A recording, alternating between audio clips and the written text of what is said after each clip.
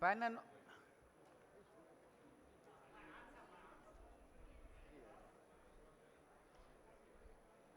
This session is on harmonization of spectrum and standards. May I request, I think please settle down. May I request its chairman and moderator, our friend St. Abbas, who is a senior DDG, Deputy Director General, Government of India, and Head of Telecom Engineering Center to come and just, sir, please, you introduce your moderator and I mean panelist and call them. So let me call all the panelists.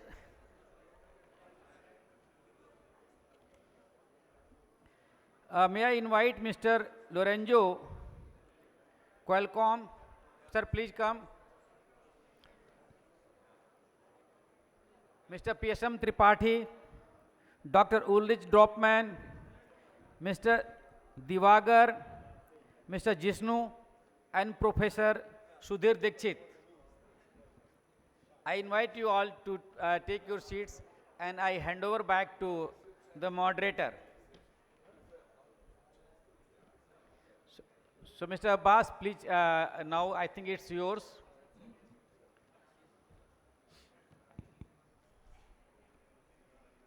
So a very good morning to all of you. Thank you.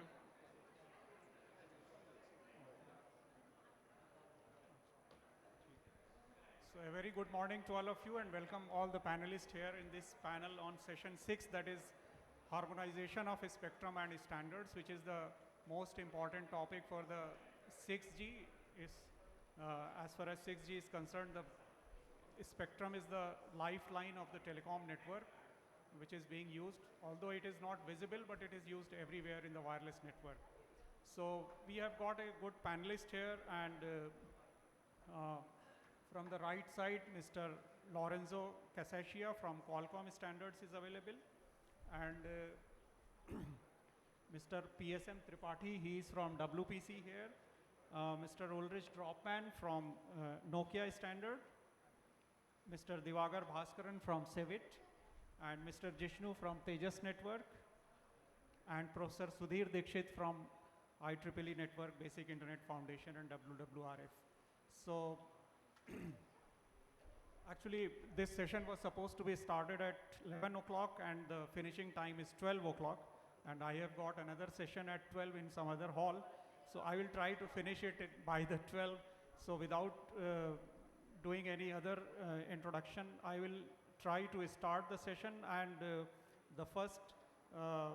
I will give 5 minutes time to the panelists so that they can give their presentation, and then at the end we will take the question answers. So the first speaker, Mr. Lorenzo Casaccia from Qualcomm Standards. He is Head of Technology Standards at Qualcomm, leads a global team across 20 countries that includes radio standards, video and multimedia. And he's also dealing in standards in semiconductors, AI, automotive, computing, and regional standard organization. So I request Mr. Lorenzo Casaccia to present his views. Yeah, thank you. Maybe I'll make it even briefer than 5 minutes. So I think thank you for the opportunity to speak here, and thank you for the first slots. Maybe you can go to my next slide. Maybe I can just present a single slide. I think as a single slide that can drive the discussion. So I prepared just a couple of slides to guide some remarks on the importance of harmonizing spectrums and identifying spectrum to drive 6G standardization. How do you go? Oh, I can do it myself, sorry. So first of all, I just wanted to remind everybody, Qualcomm turns 40 this year, so it's a very important milestone. And let me just skip a couple of slides. I think everybody knows about 4G, 5G, 6G. And let me just talk about this single slide. I think we really like to present this single slide when we talk about spectrum in the context of 6G.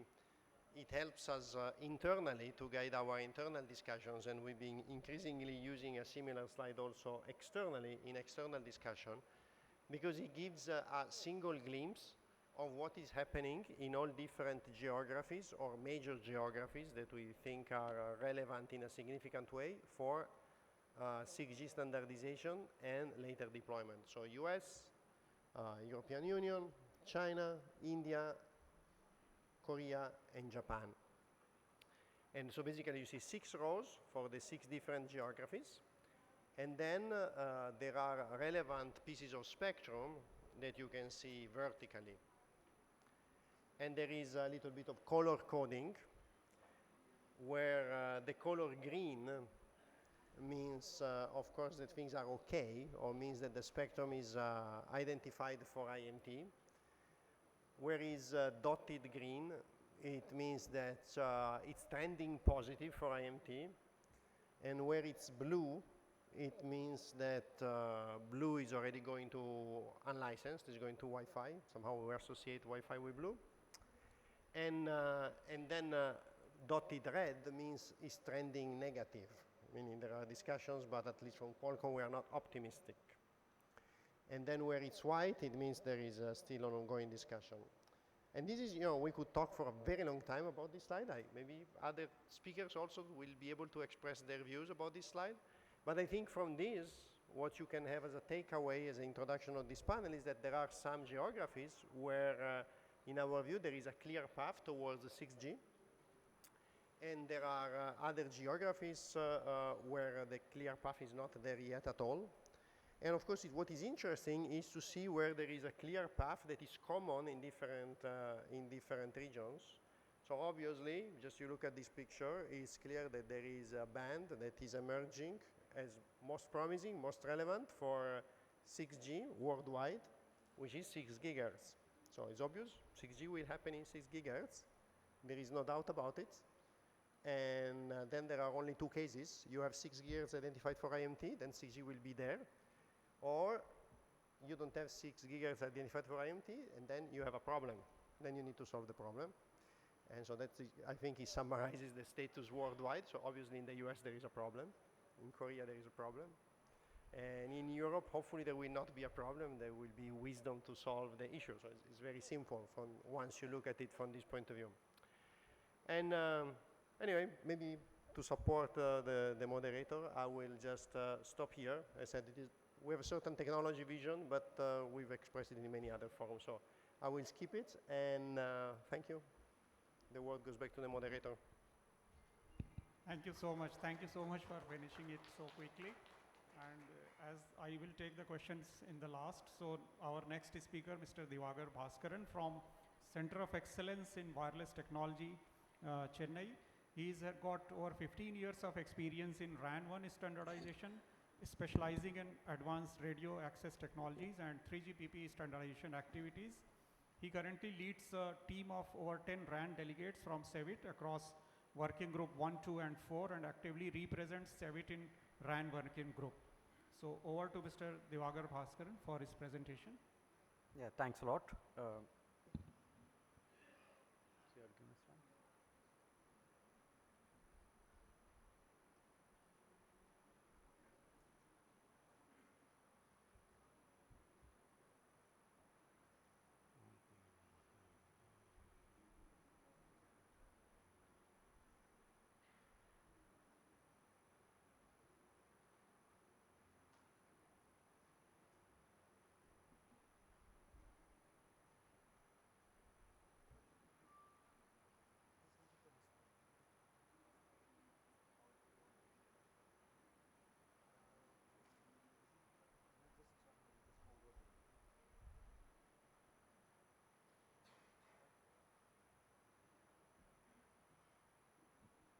So it will take a while loading the presentation, I think. So yeah, no problem, you can take time.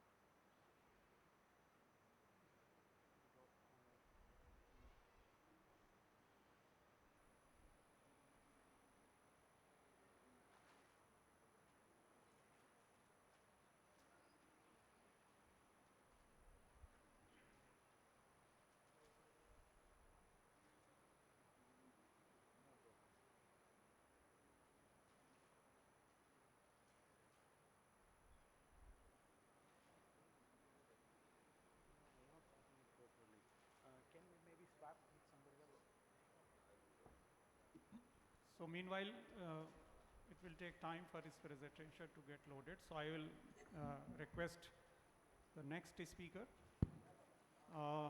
Dr. Ulrich Dropman. He is from Nokia Standards. He heads the standardization activities for Nokia, responsible for global and regional standardization and technical regulation as a spectrum. The team is part of Nokia Bell Labs CTO group, and he is a board member of the 5G Alliance for Connected Industries and Automation. He is also VP in the executive committee of the Global Mobile Supplier Association, GSA also. Over to Dr. Dropman. So, thank you very much.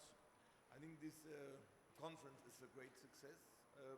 Also, I think we had a great dinner yesterday. After that, with my colleagues, we watched cricket, and explaining cricket to me is a bit of wasted effort, but they made it nevertheless.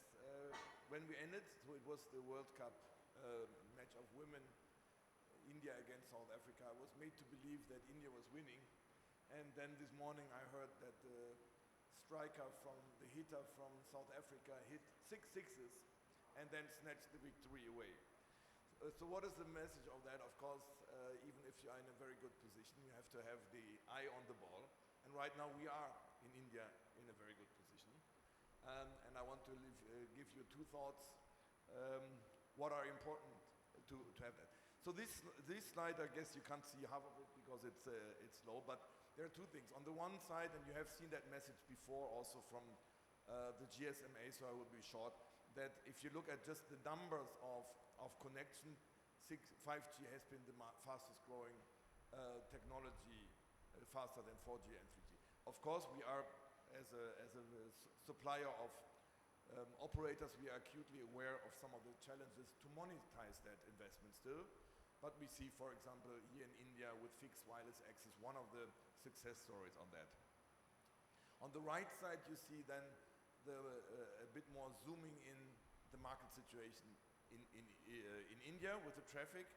And if you go to the very right side of the slide, it shows that we still can satisfy this capacity need of the growth by towards the end of the decade, but then we need additional spectrum, additional capacity. And we are happy to be a supporter of India telecommunication, and I guess most of you who have an access here in Delhi do so via a Nokia base station. So two things are important. The one is the standardization. Of course, we need a successful standardization. At the lower part, you see the timeline. At the upper part, you see some of my thoughts on the standardization.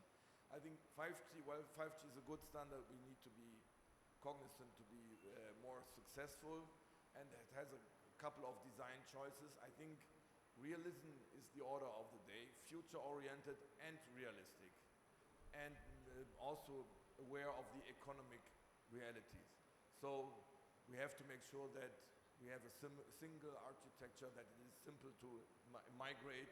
We do not have too many options, and we design something which stays on the mainstream. The first relief of the standard is really important. We see it already now. We see it now with 5G. Most of these functionalities that are in the market are release 15. Below you see the timeline, and I guess you know this very well. The point is, what matters is now. So we have had a very successful meeting in Bangalore where we already fixed some of these fundamentals of the physical layer, which was very good, so that we can deploy this on the existing equipment, existing base stations. So the moment to come to conclusion, technical work is now, so that we are ready for 2030 deployment. The last slide is a different graphical representation, but similar what Lorenzo from Qualcomm presented. So it is also displaying the spectrum situation, the 6 gigahertz and the 7 to 8 gigahertz and some other bands. Here we were focusing a little bit on the total amount of spectrum, and you saw from GSMA the spectrum need and the growth for spectrum. It was 2 to 4 gigahertz as an overall spectrum. Here it is the additional 6G spectrum, and if you look at the major regions, India is a unique possibility. If we look at the 6 gigahertz spectrum and the 7 to 8 gigahertz spectrum and see that as one golden band. India is a unique possibility, and if this done right, this could be leading to large continuous spectrum for operators, which in turn would result in the best possible service on 6G in India. So we have the chance indeed to have a leading 6G experience and service in India, but we have to play it right. Global standard, time is now, and doing the right spectrum decision, especially on the upper part of 6 gigahertz. Close leadership is needed here, and leadership in India is needed for 7 to 8 gigahertz, especially the region 3 harmonization in the ITU. Thank you very much. Thank you very much, Mr. Dr. Dropman, for the brief presentation and explaining the spectrum availability for the 6G. So now again, I will try with the second speaker, Dr. Bhaskaran, Divagar Bhaskaran from SEVIT.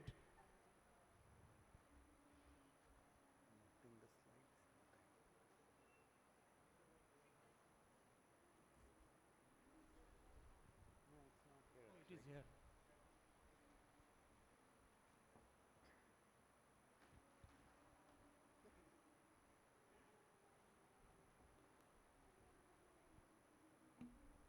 So thank you, everybody. My slide, I just have one slide on how the spectrum and the standardization goes hand in hand, especially in terms of the 6G deployment to be very successful. So the way I have shown this slide is that for each of the band where we are going to deploy 6G, how we have to utilize the spectrum in a way that it serves its own purpose. So we will start first with the coverage. So if you take the existing deployments of the 4G and the 5G, one of the key requirements we face in India is coverage. And technically, actually, if you see, 3GPP defines the coverage to be limited to what is defined in the IMT scenarios. And what from India, through ITU, what we have been trying so far, even from the 5G sites, is that we wanted to define a scenario where coverage is something that is large enough to cover the existing Indian scenarios. So when our 3GPP or ITU defines a scenario, it not necessarily defines a terrain defined like what we have in India. So this is one of the key things what we have been doing for the coverage perspective. And for that, actually, we took up the initiative of taking proposals related to LMLC in 5G. And currently, we are also trying through multiple organizations and vendors on bringing a similar requirement for coverage in 3GPP as well. And this we primarily focus on the lower bands of 700 megahertz or 800 megahertz. And this is primarily important to India, mainly because we want to have a lesser number of base stations covering larger areas so that the deployment cost is lesser. So that's the main target for the coverage. And coming to the capacity, as mentioned by our previous speakers, the main target when we go from one technology to the other is actually the increase of speed, and that is derived primarily from larger bandwidth. And compared to the existing FDD and the TDD bands, the bandwidth what we target for 6G comes from the 6 and the 7 gigahertz band, which is the lower mid band. And what we envision here is actually when 6G is deployed, one of the key features expected is to provide a better throughput for all the users, but using the existing infrastructure. So this is mainly coming from the operator's requirement on reducing the capex. And what it means is that we will reuse the existing 5G sites for deployments, but still having the same coverage even for the mid bands. And that poses a big challenge in terms of how the antennas are going to be designed so that it provides the same coverage as the existing 3.5 gigahertz or the 700 megahertz band. And now coming to the last one, which is the connectivity. So this was extensively discussed in the previous panel. And this I'm talking about the NTN and the TN connectivity. So From Civit side, actually, one of the major things actually we are considering is not seeing NTN as a separate network. So we want to see NTN as an integrated network with the TN. And that means not just designing a specification that's going to operate on its own in a NTN band, but will coexist with the TN band. So that requires a proper interworking, which the base what we are expecting here is actually a proper mobility between TN and NTN, and to maintain a service continuity, and beyond which we are also working on solutions where we expect the service to be very seamless when we even have a voice call, a TN to hand over to an NTN without any service interruption. So I think these are the three key features actually we have to consider in terms of designing the standards for the spectrum. Anyway, thank you.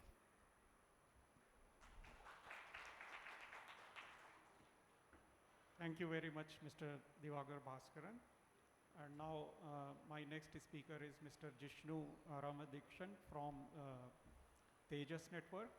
He is Principal Architect Technology at Tejas Network for 20 years, and he is actively involved in 5G standardization through TSDSI, ITUR, WP5D, and as an individual member at 3GPP RAN1 and SA2.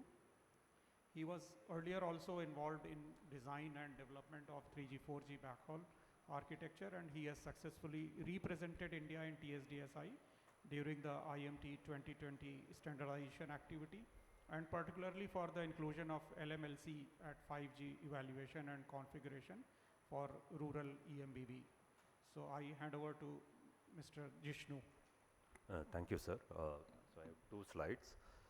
I'll just give you an update on what is happening in standards for 6G.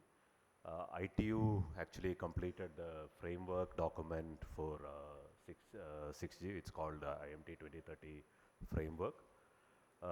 We are working on the TPR. I think sir is also going for the TPR eval discussion next week. So hopefully in another 2 meetings we will get a final TPR eval document. So that would set up the sort of the broad requirements for 6G. 3GPP just completed the workshop, and I think the first meeting happened last time in Bangalore. So we have identified some basic study topics. We figured out that RIS is not a big interest at 3GPP, so that work is being taken up in TSDSI. We had already the version 1. We are, I think, working on the version 2. We are happy to say that Tejas actually even implemented this even for 5G, and we are demoing it in our stall. The other activity which is happening is AI-RAN. AI-RAN, we see multiple models for deploying it. I think in 5G time we were mostly into O-RAN, where we had a central Intel-based server sort of thing running multiple different DU software, and the disaggregation was targeted in O-RAN. That continues to be there. There is an effort already happening in O-RAN, but there is an additional effort happening in something called AI-RAN. The effort has been split up into 3 work groups, which is one is AA for RAN, another is AA on RAN, and the third one is AA and RAN. So one is to improve the network, another is to define interfaces, how the Gen AI LLM language and all that will interact with that. And the AA for RAN is basically to improve energy efficiency and all that. So that work has started. Mostly AA and RAN is the main activity, is what I understand. There is also if you want to say the TIP, which was a meta-driven activity, I see some activity happening up where operators are taking up a solution testing mechanism whereby I hopefully in 6G that would be tested before getting into the field. So there is some activity happening in TIP project. Bharat 6G Alliance, as you would have over the last 2 days and even today you would have understood, like is coordinating all this activity from industry side. And within India, it's coordinating the activity across industry and academia. And it has done this through multiple MOUs. So this is roughly what is happening right now as we speak on 6G. And hopefully all of this would converge and harmonize towards a single mechanism to do it. There would be different implementation way of doing it. There would be a 3GPP way of doing it. There would be a ARAN way of doing it, and an ORAN way of implementing it. It would settle down in whatever the vendors would believe in going ahead and implementing it. Coming to the bands and what we have in India, so this I have just put all the 4G, 5G and 6G potential bands in one slide. So all these things are already deployed, band 1, band 3, band 5, band 8, band 40, 41. India has started deploying N78 for 5G. The slightly dark blue is 5G. We have also done N28. India may be the unique country whereby you have simultaneously launching a coverage band and a capacity band in 5G. We have done this. Hopefully that will happen in 6G as well. 600 megahertz was auctioned in India, but I think it was not picked up during the 5G time. Hopefully that will become a band of choice for 6G.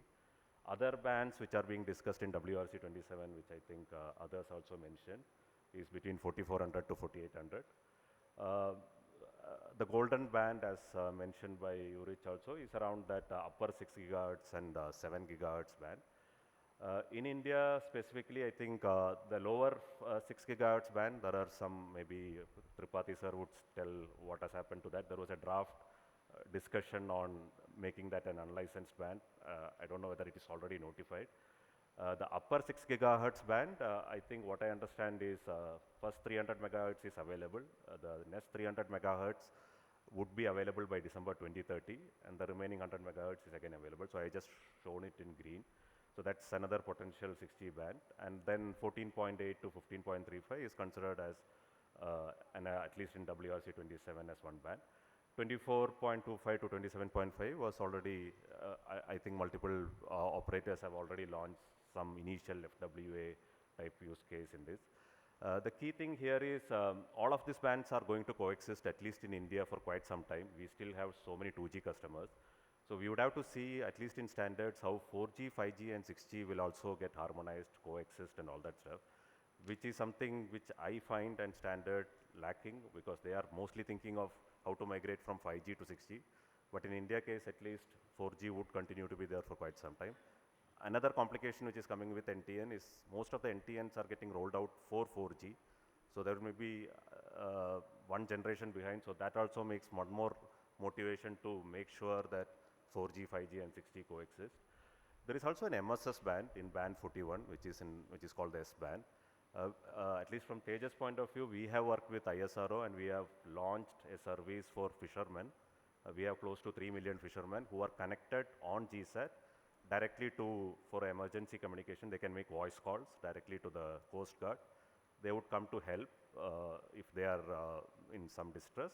There is also an added service whereby, at least in India, we have some border region. If the fishermen cross the border region, they are either arrested or shot at.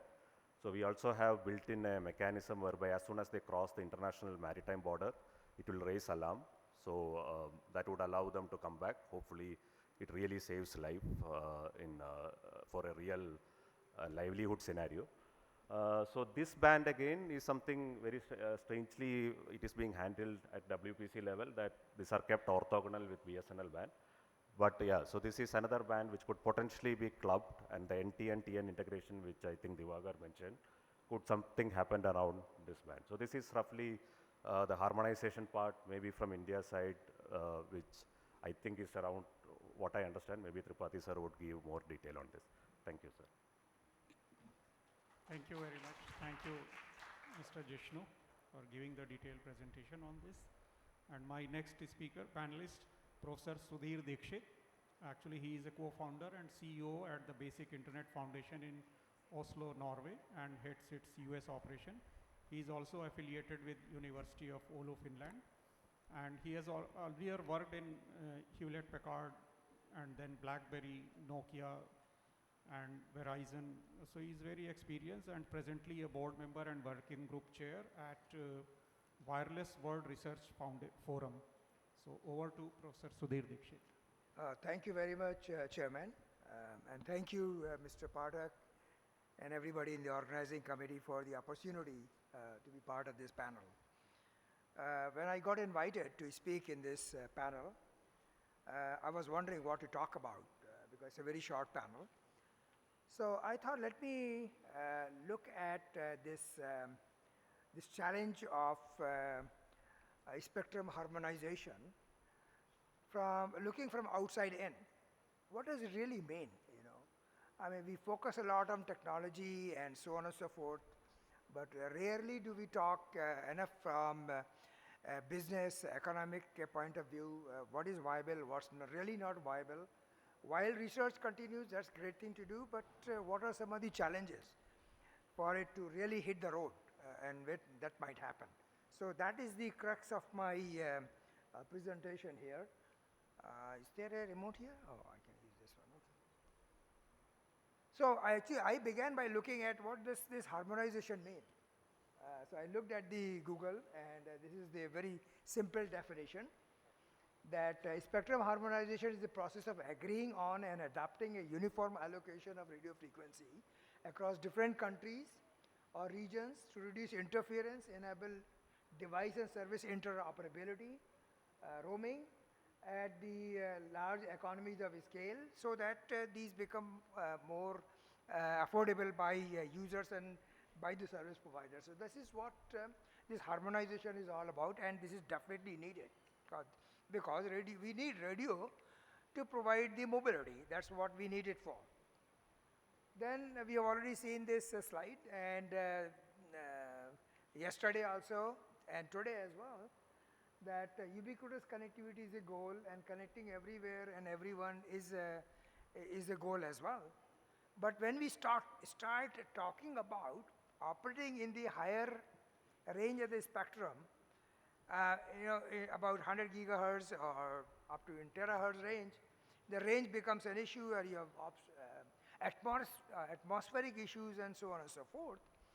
So what does it mean, when we start talking about operating over even 30 gigahertz or 100 gigahertz range? That is primarily meant for internal indoor application, for IoT and for non-mobile type of applications, and the opportunities are huge there, absolutely. But when we talk about in the mobile world, we have to deal with mobility, and mobility comes with a range, because if you talk to any service provider, any network provider, they worry instantly about what the cost of building that dense infrastructure is going to be, which is huge. Just to give you an example, if you're operating with in less than 1 gigahertz range to cover a certain area, and you're operating in the 3 or 4 gigahertz range, the amount of investment goes multi-fold. It could be 10 times more to cover the same amount of area, even to give more capacity. So in the previous slide, we talk about capacity, coverage, connection. I would say it is capacity, coverage, and cost. Cost becomes a very important trade-off from a business perspective. I won't spend the time on this one. So what are the drivers of spectrum need? Why are we all working so hard on this? One is that we want to provide more capacity in the overall network and also to the individual user. And technical requirements are being defined so that the latency is small. We have extended reality, augmented reality, and all the new kind of services that everybody is talking about. And we want to have increased adoption of digital technologies by more users. So even if we find that only 60% of the people in the world are using broadband mobile, and if everybody starts using, we need to have more capacity that is being made available. And then there are new type of applications that keep coming, and they will continue to come even though we can't think about.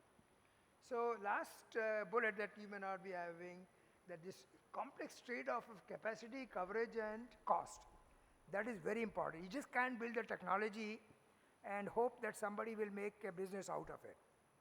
So that is, cost is a very important factor. I won't go into this because that was already covered in the previous presentation, except to say that when we talk about frequency harmonization in the context of IMT 2030, we call low band below 1 gigahertz, mid band, which provides coverage, balance between coverage and capacity, and high bands, that is millimeter wave and terahertz range. So these are the 3 bands where the frequencies are being allocated for for 6G. And there are three types of discussions that are going on. One is that the frequency has been identified, the band has been identified, and it has been allocated.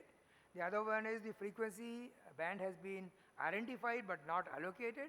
And the third one is there is no discussion. It's available and open for discussion. I will not go into the detail. The whole world is divided into these regions, region 1, 2, 3. 1 is Europe, 2 is Americas, 3 is Asia Pacific. And there is agreement and discussions going on in certain of these frequency ranges that I have tried to show here in this slide. Okay, I won't go into this. And the reason why there is so much interest in the spectrum is that it really affects affordability, it affects roaming, it affects scale to cover the entire population of the world, sustainability, spectrum, and so on and so forth. And really, in a nutshell, spectrum sharing is the oxygen of 6G. If you can't share the spectrum, then it's not going to happen. So that is the key message here. And then when you talk about terahertz, I wanted to spend a little bit of time on terahertz because this is something that hasn't been talked about in the previous presentations. There are some very unique features of terahertz. It provides a lot of bandwidth, but it brings a lot of challenges of high free space loss, RF impairments, and molecular absorption. That's why you cannot operate at large distances because of rain and moisture in the environment and so on and so forth. There are propagation issues. It combines advantages of microwaves and visible light, exhibits specular and diffuse scattering, which is super. You know, it is at the scale of what happened to MIMO technology. If we smartly exploit its properties of a specular property of a beamform, beam-based line of sight communication, and also diffuse scattering, which is like the mirror, combined with IRC, which is intelligent reflecting surfaces, we can have a completely new paradigm that will open up at the level that massive MIMO has done. Okay, so I don't have much time, so I won't go into this. So this basically shows that this terabit communication provides the advantages of microwaves and visible and infrared light communication, so that the surface becomes like electronic wave mirror. So it reflects the waves, electronic signals, and also it reflects in the beam as well as needed. So we can have a combination of these deployments, combination of these technologies when we build these new generation of IRCs, which are the intelligent reflecting surfaces, which are the sectors with the very specialized sub-terahertz sectors. And if you program them properly, then beams can be scattered in a software in a programmable manner. And that opens up a whole lot of opportunities even for broadband communication at longer distances in a cost-effective manner. So, Professor I'll have Dikshit, some I slides, but I won't go into request this. you to be brief. Yeah, I'll just go to the last slide here. But then there are a lot of challenges that we don't talk about. I mean, I have been here for the past couple of days, and we technologists tend to talk about one technology, this technology, but there are very few people and very few organizations and even an equal number of presentations that I have seen who talk at the systems level. It's like you have all these components, and if you don't know how to build a recipe that you're looking to taste, it is not going to come out. So, there is a lot of challenge on systems level integration to have a good understanding about what technology should interwork with other technology, what you should choose from plethora of choices that are available, and build a system that will work and will be commercially viable. And that's where we need to spend a lot of time and resources and develop the competencies. And there is this challenge of indoor versus outdoor deployments that I talked about. If you have terahertz, it's mostly for indoor. Even though there have been experiments in Europe, especially in Germany, in the last 5 to 6 years, where they have demonstrated terahertz communication over a distance of about 1 kilometer or so. And integration with NTN is essential, and many people have talked about it in this symposium. Mobility across various radio systems in different bands is a big challenge. We don't talk about. You know, if we have your mobile devices which has terahertz antennas and it has long range antennas, then you have to be able to seamlessly transfer from one technology to another one. And we also need to spend a lot of time on microelectronics and packaging issues that are related to hardware, power issues, heat issues, form factor. And many times we don't talk about whenever these requirements are put that we'll get 1 millisecond delay or 1 nanosecond delay requirement for 6G. You know, let's just think about what is the speed of light. The speed travels at the light, the light travels at the speed of 300 kilometers, 300,000 kilometers per second. That's the speed. So to go to 1 millisecond, your electrical signal can go only 300 kilometers. So just think about when people come up with these aspirational numbers, how realistic they are. So there are some restrictions, limitations from the laws of physics. And I'm just talking about the propagation delay of the electromagnetic signals, not even processing delays in the nodes and the equipment that the signal has to go through. So let's also sometimes think back and think about what are the limitations of the laws of physics when we put some of these numbers forward. But fortunately, we have these amazing new technologies that have come into force, like doing computing at the edge, doing these cloudlets, and different kind of new architecture that are coming forward to meet some of these aspirational goals. So with that, I'll stop here. Thank you for taking more time. Thank you so much, Professor Dikshit. And now my last panelist, Dr. PSM Tripathi. He is Deputy Wireless Advisor in WPC, Department of Telecommunications. Having 20 years experience in radio spectrum management, planning and monitoring, he has played a key role in spectrum auctions and the implementation of World Bank assisted National Radio Spectrum Management and Monitoring System. Over to PSM Tripathi. Thank you, Chairman. So I will not take much time, just will complete in a very short of time. So just as our friend Mr. Vishnu has already said, just I am giving the detail about the spectrum. What is the spectrum we are using right now and what we are arranging for 6G. So this is the band which we are using right now in India, starting from 600 to 26 gigahertz.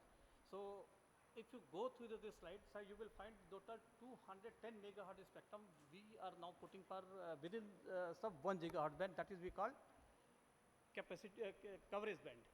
Now the second one is the mid band. We talk about the 1800, we are giving service in 21, 23 and 25 and 3300. So making total around 700 megahertz spectrum in mid band. And again we are working in 26 gigahertz, so 3000 megahertz spectrum is available in 24 gigahertz. So this we have already in place, and we are using this spectrum for providing different type of services. India is the country where 2G is still in running. So we are using 2G, 3G, 4G and 5G. So basically the band which we are using for 5G is 3300 and 26 gigahertz and 700 megahertz band. 3 band we are using for the 5G, and most of the band we are using for the 4G. 900 and 1800 we are using for 2G, and 2100 is for 3G and 4G both. So this is the situation here in India. So the next question is what is the availability for 6G? So this is what we have just recently brought 687 megahertz spectrum. Right now we have through refarming, just we have brought for the IMT services. So out of this band, the upper 6 gigahertz band is starting from 6425 to 7025, and this 600 megahertz spectrum we just brought in the famous 6 gigahertz band. So out of this 600 megahertz band spectrum, 300 is immediately available, and 300 will be available by December 2030. And 67 megahertz spectrum we have also brought in 1400 megahertz band, that is 1427 to 1518 megahertz. So and this will be available by next year, December 2026. So making it total 687 megahertz spectrum we have brought in mid-band specifically we can say for 6G. These are the new band, no services are running in there. So out of this only the 20 megahertz spectrum in 2500 megahertz band, this is we are using for providing 4G services. So you can say out of this the 667 megahertz spectrum we have just brought for 6G in mid-band. And recently just we have got the recommendation from TRAI in 37 gigahertz band also. So making total 3000 megahertz and plus what we have already 3000. So more than 6000 megahertz spectrum we are putting in capacity band. In so these are the situation here. And so what is the band we are using for the 6G? So if you go the sub 1 gigahertz, we have the backend band 600 megahertz band. It's a 40 megahertz spectrum is available. So whenever the new band will come, so naturally we are thinking to go for the 6G. So we are also hope that this band will be used for the 6G because all of the new band and nothing is there. So 40 megahertz spectrum we are using, we are making available in sub 1 gigahertz, and mid band is a 767 megahertz spectrum. That is in 1427 to 1518 megahertz, and the second one is the 6425 to 7125 megahertz band.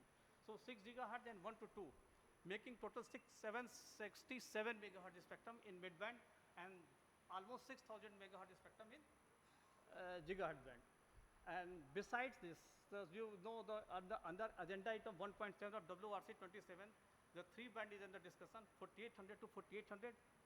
7125 to 8400 megahertz and 14.8 to 15.35 gigahertz. So whatever the spectrum will be decided at the ITU level, that we will try to harmonize in India for 6G. So what we could say that we have sufficient spectrum for 6G in India. And we are NTN is also part of the 6G.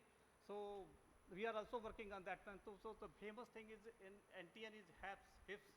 So whatever the band is under discussion or already has been decided by the WRC. So we are working on that one. So whenever the application will come, we will try to accommodate in the bands. And this is also for LEO MEO satellite. So just WRC 27 agenda item 1.2, 1.3 and 1.4. 1.12, 1.13 and 1.14, the 3 items which are related with the spectrum for satellite. So agenda item 1.2 is for MSS allocation for low data rate NGSO mobile satellite services.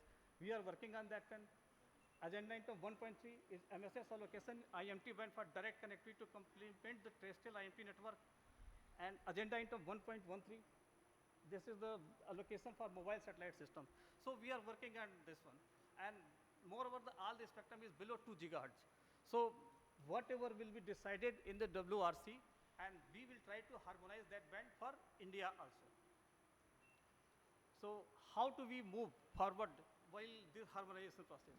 So just for global coordination, participate in the studies, and we are participating regional coordination through ITU APT. We are working on that one, and we are looking for forward-looking policies which support 6G collaboration between industry and regulator. We are already doing it, and into the technical innovation. So we have doing this thing, and DOT is doing a lot of giving emphasis on technical innovation. So this is that. Thank you very much, Dr. Tripathi. So time is already up, but we want that some questions from the audience should come on this important subject of spectrum. Yeah, mic please there.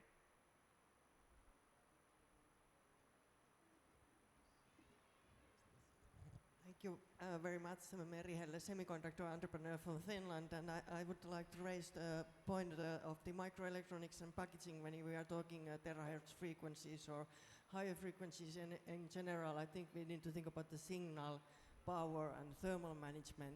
So it would be really wonderful to discuss the opportunities in India, how we can make the whole systems and modules to perform in new frequencies effectively. Any comments on that would be lovely to hear. Thank you. So any other question?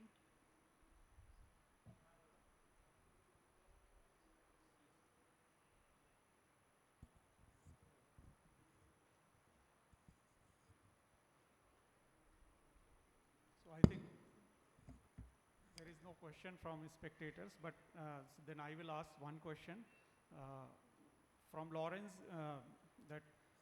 One question from you, that what is the what you expect that in WRC 27, which band will come up, the main band for IMT, particularly for 6G?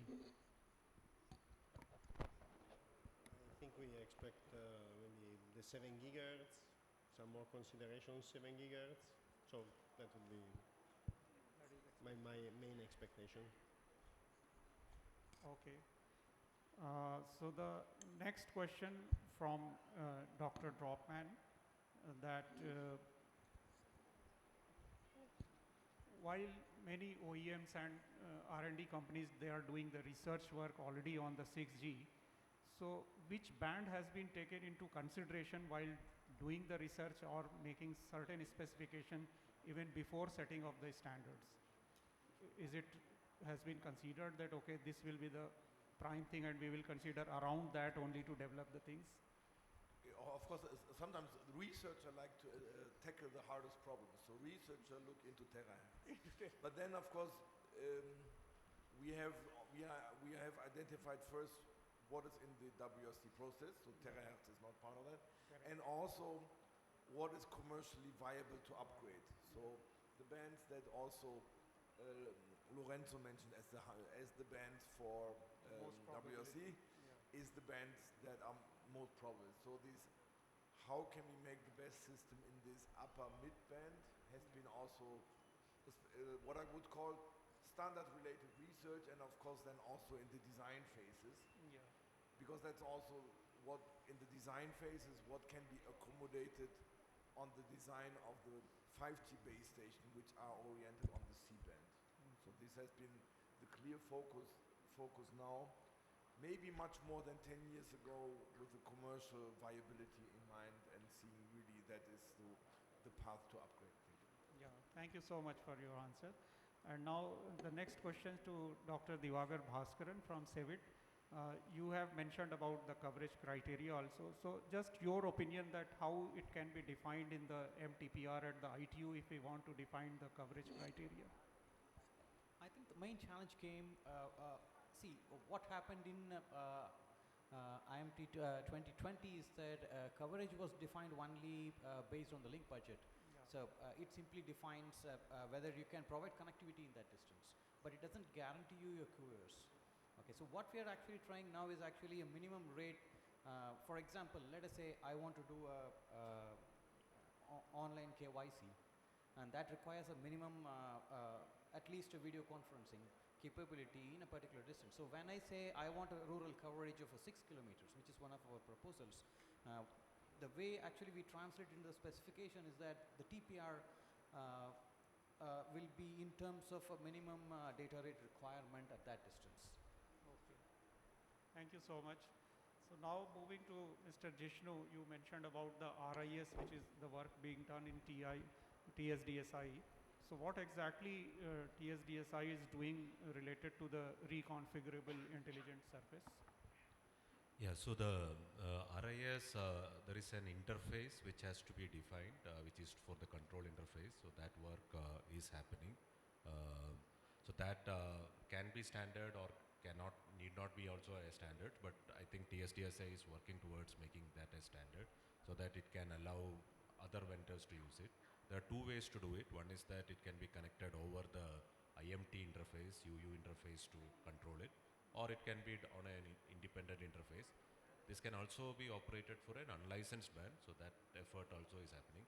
So I think that's the sort of work happening at TSDSI towards the making RIS a standard. Okay. Thank you for enlightening us. And next question to Professor Sudhir Dikshit. So you have mentioned in your presentation about the capacity and coverage. So what I think is that the capacity and coverage is the use case specific requirement of the network. So in what I think that the network should be capable of providing the coverage as well as capacity as per demand of that particular use cases. So do you think it should be incorporated into network at the time of design and development? So it is really a chicken and egg problem.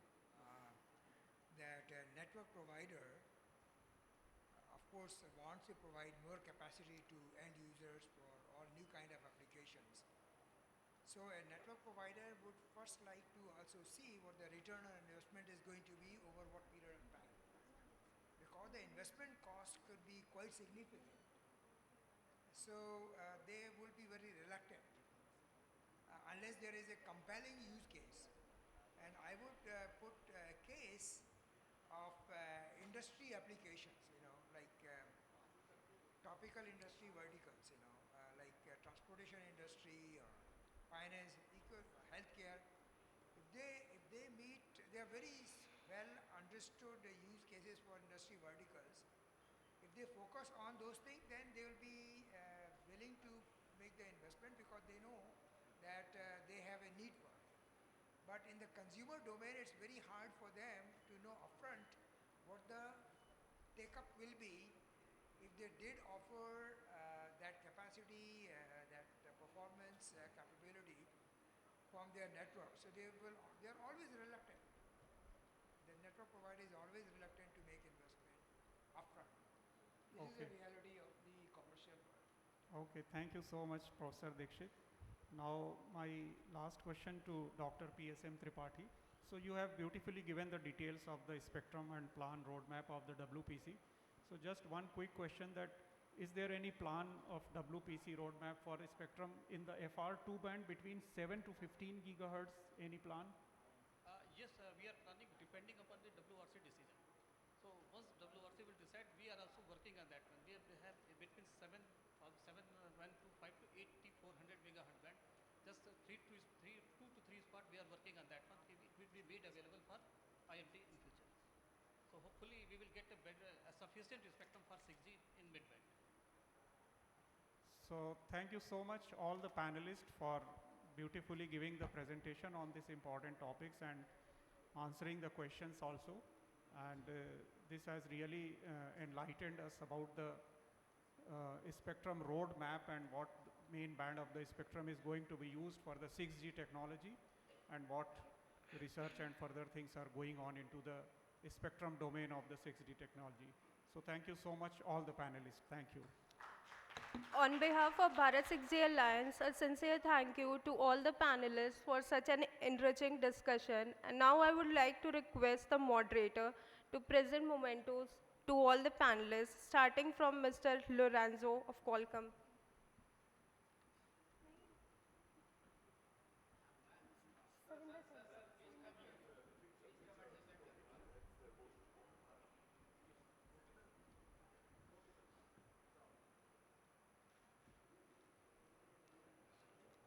Next, Mr. Divakaran Bhaskaran from Civit.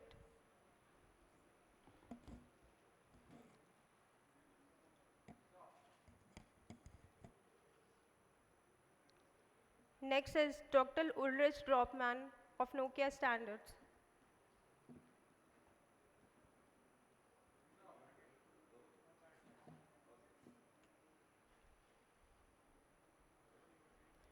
Next is Mr. Jishnu from Tejas Networks.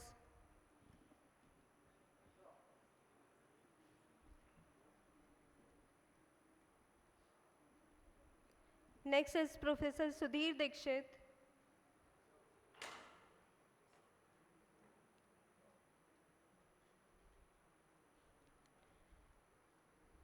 Next is Dr. PSM Tripathi from DOT.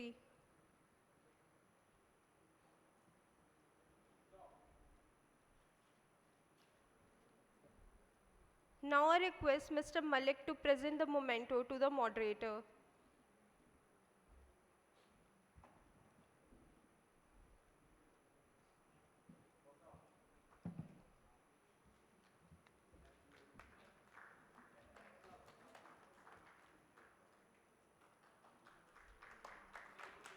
Now I request all the panelists to have just a group photo.